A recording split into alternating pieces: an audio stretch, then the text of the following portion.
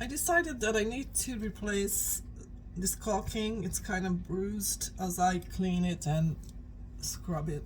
So I'm gonna take my razor blade and cut this out.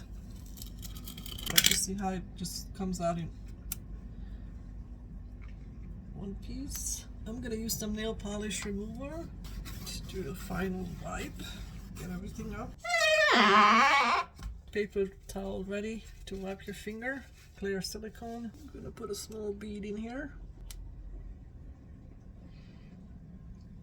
And taking my wet finger, I'm gonna squeeze that into the gap.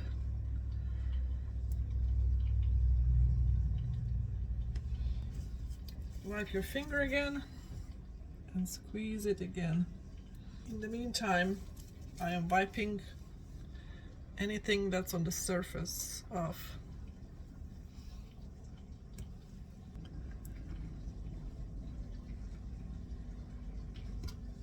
Here we are on the next day, and as a reminder, this is what it looked like before.